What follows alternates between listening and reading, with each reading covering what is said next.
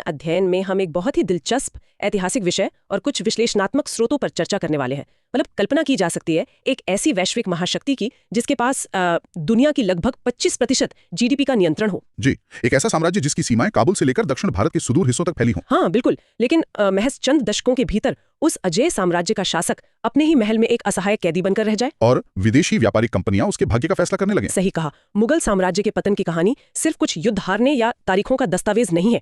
आज हमारा उद्देश्य केवल तिथियां याद करना नहीं है, बल्कि उस पतन के दुष्चक्र को डिकोड करना है जिसने इतने विशाल ढांचे को भीतर से खोखला कर दिया। इतिहास के छात्रों के लिए यह समझना बहुत जरूरी है। बिल्कुल। इस पूरी प्रक्रिया को समझने के लिए एक जेंगा टावर की कल्पना करना सबसे उपयुक्त होगा। बाहर से ये टावर बेहद विशाल और अजय दिखता है, लेकिन नीचे से एक एक करके ब्लॉक लगातार निकाले जा रहे हैं। जी, ढांचा खड़ा जरूर है, लेकिन उसकी नींव में अब कुछ नहीं बचा। फिर एक दिन महज एक हल्की सी हवा का झोंका आता है और वो पूरा जेंगा टावर जमीन पर आ गिरता है। और दिलचस्प बात यह है कि उस जेंगा टावर का पहला ब्लॉक 1857 के विद्रोह के समय नहीं खिसका था। बिल्कुल नहीं। ऐतिहासिक दृष्टिकोण से देखें तो पतन की वो जमीनी दरार 1707 में ही पड़नी शुरू हो गई थी, जब सम्राट औरंगजेब की मृत्यु हुई थी। अच्छा, तो मतलब 1857 केवल उस इमारत के मलबे को साफ करने की एक औपचारिक घोषणा थी। हाँ बिल्कुल। पतन की जो असली यांत्रिकी है, जिसे हम कॉज एंड इफेक्ट या कारण और प्रभाव कहते हैं, वो औरंगजेब की नीतियों में गहराई से छिपी हुई है। अगर हम स्रोतों के आधार पर औरंगजेब के शासनकाल का विश्लेषण करें तो एक बहुत ही सटीक अवधारणा सामने आती है, एडमिनिस्ट्रेटिव ओवर एक्सटेंशन या प्रशासनिक अतिविस्तार। जी। इसे अगर आज के आर्थिक ढांचे में समझा जाए तो ये किसी ऐसे महत्वाकांक्षी स्टार्टअप की तरह प्रतीत होता है जिसने अपनी वास्तविक क्षमता को मजबूत किए बिना नए बाजारों पर कब्जा करने के लिए अंधाधुंध विस्तार किया। हाँ, और इस प्रक्रिया में उन्होंने अपना सारा फंड यानी संचित शाही खजाना जला दिया। औरंगजेब की नीतियां जैसे जजिया कर को फिर से लागू करना, जो गैर मुस्लिमों पर लगने वाला एक धार्मिक करता, और राजपूतों को अलग थलग करना, ये सब इस अतिविस्तार के ही हिस्से थे। लेकिन यहाँ एक वैचारिक उलझन है। वो क्या? केवल एक शासक की नीतियां इतने बड़े साम्राज्य को पूरी तरह कैसे डुबा सकती हैं? विशेष रूप से दक्कन के उन लंबे अभियानों ने ऐसा क्या कर दिया कि मुगल खजाना कभी उभर ही नहीं पाया? देखिए, दक्कन का अभियान केवल एक सैन्य खर्च नहीं था, ये एक भयानक रणनीतिक और राजनीतिक भूल थी।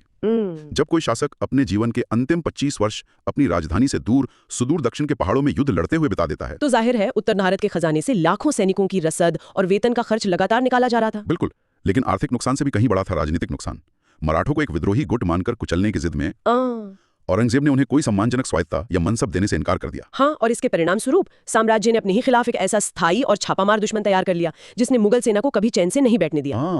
और जब शासक सत्ता के केंद्र यानी दिल्ली से दशकों तक गायब रहा तो उत्तर भारत में प्रशासन की पकड़ ढीली पड़नी थी। सही कहा। केंद्रीय नियंत्रण पूरी तरह से कमजोर हो गया। मतलब जब खजाना खाली हो रहा हो और दुश्मन मजबूत होकर उभर रहे हो, तब साम्राज्य को एक अत्यधिक दूरदर्शी और सक्षम नेतृत्व की आवश्यकता होती है, जो अर्थव्यवस्था को वापस पटरी पर ला सके। जी, लेकिन औरंगजेब के बाद गद्दी पर जो नेतृत्व आया वो इस खोखले ताज को संभालने के लिए बिल्कुल तैयार नहीं था। यही तो मुगल व्यवस्था की सबसे बड़ी खामी थी। उत्तराधिकार का कोई स्पष्ट नियम ही नहीं था। ज्येष्ठाधिकार या सबसे बड़े बेटे के राजा बनने का कोई कानून नहीं था। जी, जिसके कारण हर मृत्यु एक खूनी गृह युद्ध को जन्म देती थी। इन लगातार युद्धों ने प्रशासन की रही सही कमर भी तोड़ दी। तो 1707 के बाद गद्दी पर कौन बैठा? बहादुर शाह प्रथम। उन्होंने कुछ समझौते करने की कोशिश की, लेकिन उनकी शांतिवादी नीतियां बहुत कमजोर साबित हुई। जैसे कि वे सिख नेता बंदा बहादुर के विद्रोह को पूरी तरह कुचलने में विफल रहे। बिल्कुल, और 1712 के बाद से तो मुगल दरबार एक ऐसा राजनीतिक अखाड़ा बन गया जहां राजा केवल एक कठपुतली होता था। जहांबार शाह जैसे शासक जो केवल जुल्फिकार खां जैसे कुलीनों की मदद से गद्दी पर बैठ सकें। हाँ, और उसके बाद फर्रुखसियार आए जिन्हें सैयद बंधुओं ने गद्दी पर बिठाया। इतिहास में इन्हें किंग मेकर्स कहा जाता है। ओहो, ये वही फर्रुखसियर है ना जिन्होंने 1717 में ब्रिटिश ईस्ट इंडिया कंपनी को वो ऐतिहासिक फरमान जारी किया था? जी, वही फरमान जिसने बिना सीमा शुल्क दिए व्यापार करने की आजादी दी। जिसने बंगाल के स्थानीय उद्योगों को नष्ट करना शुरू कर दिया था। लेकिन अगर फर्रुखसियर कठपुतली थे तो वो दौर और भी चौंकाने वाला है जब मोहम्मद शाह रंगीला गद्दी पर बैठा। हाँ, 1719 से 1748 तक का उनका लंबा शासनकाल। ये तो साम्राज्य को स्थिर करने का एक अच्छा अवसर हो सकता था। लेकिन नाम के अनुरूप ही मोहम्मद शाह पशु पक्षियों की लड़ाई देखने और विलासिता में ही डूबे रहे। मतलब अगर किसी विशाल कॉर्पोरेशन का मुख्य कार्यकारी अधिकारी सीईओ अपनी जिम्मेदारियों को छोड़कर केवल व्यक्तिगत विलासिता में मग्न हो जाए और कंपनी के सारे रणनीतिक फैसले परस्पर विरोधी गूढ़ लेने लगे, तो उस संस्था का पतन अपरिहार्य हो जाता है। बिल्कुल सही। मोहम्मद शाह के समय दरबार में नोबल्स यानी कुलीनों के बीच गुटबाजी अपने सबसे विभत्स रूप में आ गई थी। तुरानी, ईरानी, हिंदुस्तानी और अफगान गुट केवल अपना प्रभाव बढ़ाने में लगे थे। तो जब राजा स्वयं अक्षम हो तो राज्य के प्रति निष्ठा की जगह व्यक्तिगत स्वार्थ ले लेता है। जी, और इसी राजनीतिक शून्यता का परिणाम था कि अवध, बंगाल और हैदराबाद के सूबेदार धीरे धीरे स्वतंत्र होने लगे। दिल्ली का सम्राट अब शतरंज के बोर्ड पर केवल एक मोहरा बनकर रह गया था। सही कहा। और इस पूरी राजनीतिक अव्यवस्था के समानांतर एक और भयंकर आर्थिक संकट पनप रहा था। जाहिर है, एक विलासी शासक और सत्ता के भूखे कुलीन, इन सबको अपनी विशाल सेनाओं को बनाए रखने के लिए बेशुमार धन चाहिए था। लेकिन धन आएगा कहां से? यहीं से हम जागीरदारी संकट की ओर बढ़ते हैं, जिसने प्रशासन को पूरी तरह से पंगु बना दिया। को मनसबदार कहा जाता था। उन्हें नकद वेतन देने के बजाय जमीन के बड़े टुकड़े दिए जाते थे, जिन्हें जागीर कहते थे। बिल्कुल। इन जागीरों से वसूला गया लगान ही उनका वेतन होता था। लेकिन 18वीं सदी की शुरुआत तक आते आते एक गणितीय असंभवता सामने आ गई।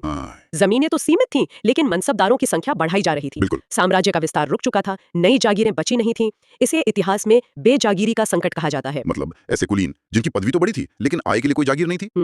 तो इन्होंने अपनी आय कैसे सुनिश्चित की? इन्होंने खालिसा भूमि पर कब्जा करना शुरू कर दिया। ओहो, खालिसा तो वो शाही जमीन होती थी जिसका पूरा लगान सीधे मुगल सम्राट के खजाने में जाता था। जी। बाल्टी के रूप में देखें तो तस्वीर साफ हो जाती है। इसे थोड़ा और स्पष्ट करें। देखिए, कल्पना कीजिए कि किसानों द्वारा चुकाया गया कुल कर एक बड़ी बाल्टी में गिर रहा है, लेकिन बाल्टी के पेंदे से शाही खजाने में जाने के बजाय बीच में कई छेद हैं। हाँ, एक छेद से भ्रष्ट कुलीन पैसा खींच रहे हैं।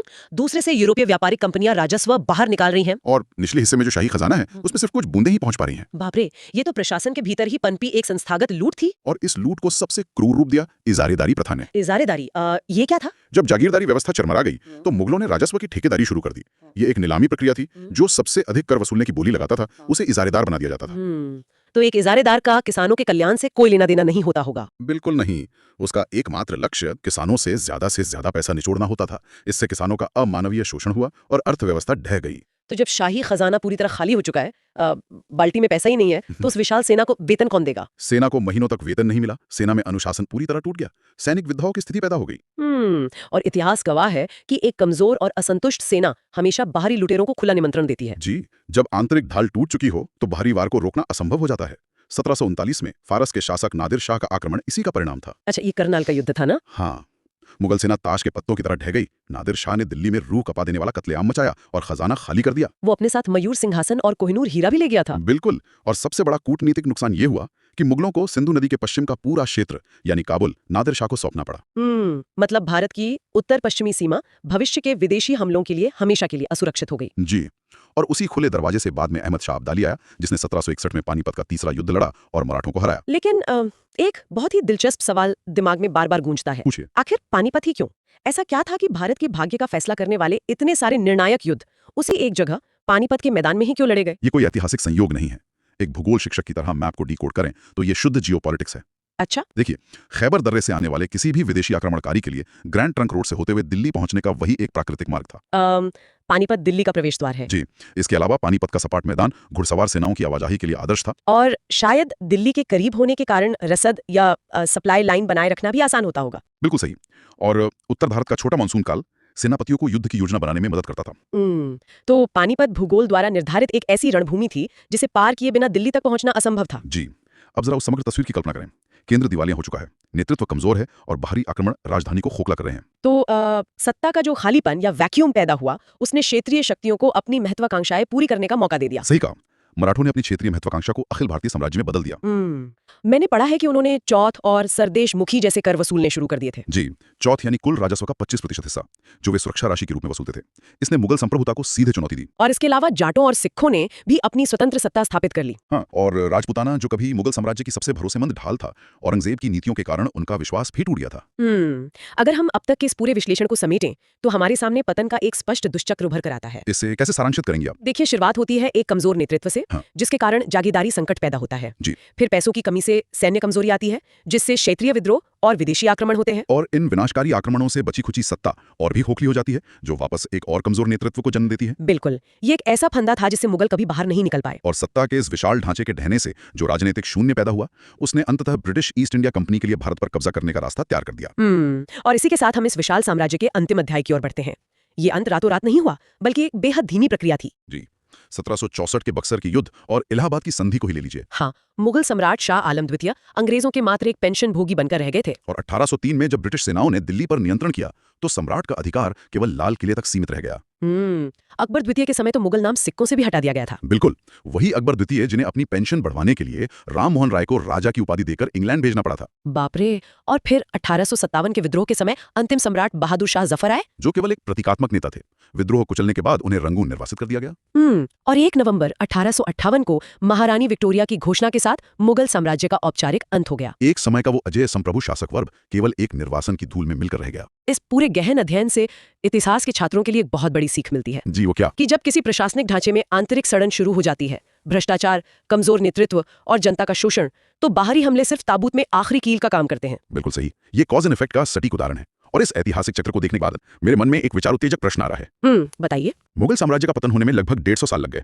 आज के इस आधुनिक तेज दौर में जब किसी बड़े राष्ट्र या विशाल कॉर्पोरेट संस्था का प्रशासन इसी तरह के जागीरदारी संकट या तीखी गुटबाजी का शिकार होता है, तो क्या उनका पतन भी 150 साल जितना धीमा होता है, या आज की इस तेज गति वाली दुनिया में वो ढांचा रातों रात भरभरा कर गिर जाता है? इस पर विचार करने की आवश्यकता है। वाकई ये बहुत ही गहरा और प्रासंगिक सवाल है जिस पर हम सबको विचार करना चाहिए। खैर, इस शांत और ज्ञानवर्धक चर्चा में शामिल होने के लिए बहुत बहुत धन्यवाद। धन्यवाद।